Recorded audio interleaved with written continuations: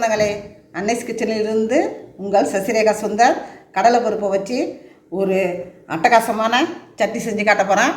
என்னென்ன பொருட்கள் தேவைன்றதை பார்க்கலாம் வாங்க. கடலை பருப்பு 50 கிராம், தேவையான அளவுக்கு உப்பு, அரை மூடி தேங்காய் கட் பண்ணி வச்சுருக்கேன், ஒரு 8 சின்ன வெங்காயம், ஒரு டேபிள் ஸ்பூன் வறுத்த மல்லாட்டை, சிறிதளவு புளி, அரை தக்காளி பழத்தை கட் பண்ணி வச்சுருக்கேன், 6 காஞ்ச மிளகா. உங்களுக்கு தேவைன்னாக்கா நீங்கள் கூட காஞ்ச மிளகா வச்சுக்கலாம். இது மீடியம் காரமாக இருக்கும். சிறிதளவு கொத்தமல்லி தழை, 2 பூண்டு பல் கட் பண்ணி வச்சுருக்கேன், இஞ்சி கொஞ்சம். மொத்தம் தேவையான பொருள்லாம் சொல்லிட்டேன். இதை நல்லா வதக்கிட்டு மிக்சியில் போட்டு எடுத்துகிட்டு வந்துடணும். வாங்க எப்படி செய்யுதுன்னு பார்க்கலாம். அடுப்பை தாச்சாச்சு. நம்ம வானல் வச்சுட்டோம். வானல் நல்லா காஞ்சிட்டு ஒரு டேபிள் ஸ்பூன் அளவுக்கு எண்ணெய் ஊற்றிட்டோம். இப்போ நம்ம எண்ணெய் காஞ்சிட்டு கடலை பருப்பை வறுத்து எடுத்துக்கலாம்.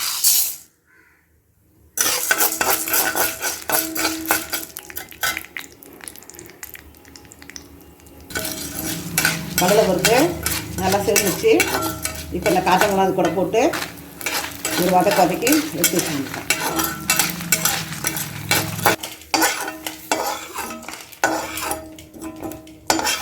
வானலில் கடலைப்பருப்பு வறுத்த எண்ணெய் கொஞ்சம் இருக்குது. நம்ம கொஞ்சம் ஒரு அரை டீஸ்பூன் அதில் சேர்த்து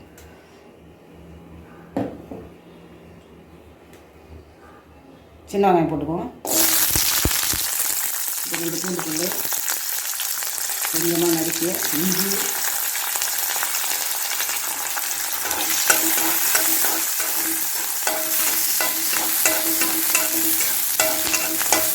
இது வதங்கும் போது தக்காளி சேர்த்துக்கலாம்.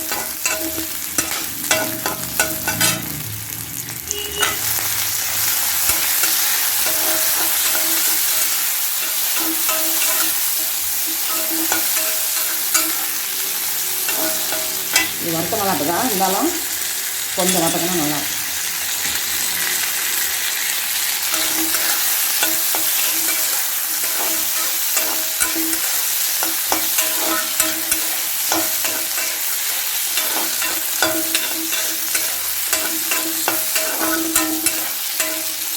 வெங்காயம் தக்காளி நல்லா வதக்கிட்டு இப்போ தேங்காய் போட்டுக்கலாம்.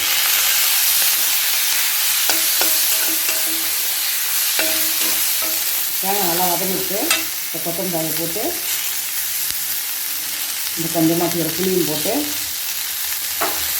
சும்மா ஒரு வதக்கி கேஸ் ஆஃப் பண்ணி அந்த கடலை பருப்பு, காஞ்ச மிளகாய் இதெல்லாம் ஒன்றா சேர்த்து நம்ம உப்பு போட்டு ஆற வச்சு நல்லா மிக்சியில் போட்டு எடுத்துகிட்டு வந்துடும். சட்னி அரைச்சி எடுத்துன்னு வந்துட்டோம். இப்போ நம்ம தாளித்து அதில் ஊற்றி கொட்டிட்டோம். கரண்டி வச்சாச்சு. அதில் ஒரு டீஸ்பூன் எண்ணெய் ஊற்றி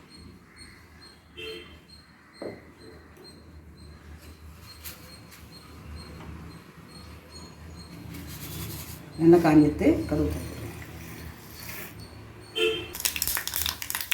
கொஞ்சமாக பெருங்காயம் போட்டுக்குவோம். காஞ்ச மிளகா போட்டுக்குவோம்.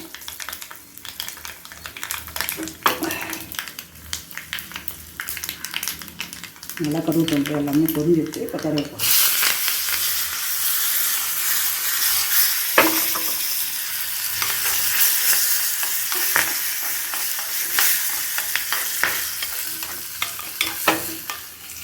இப்போ சட்னி போட்டு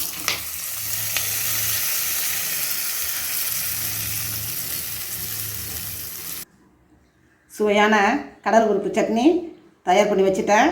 அதுக்கு மெயின் டிஷ்ஷாக பார்த்திங்கன்னா தோசையை சுட்டு வச்சுட்டேன். அட்டகாசமான இந்த சட்னியை நீங்களும் செஞ்சு பாருங்கள். செஞ்சு பார்த்துட்டு எனக்கு கமெண்ட்ஸில் சொல்லுங்கள். லைக் பண்ணுங்கள், ஷேர் பண்ணுங்கள், கமெண்ட் பண்ணுங்கள். மறக்காமல் என்னுடைய அன்னைஸ் கிச்சனுக்கு சப்ஸ்கிரைப் பண்ணுங்கள். தேங்க்யூ.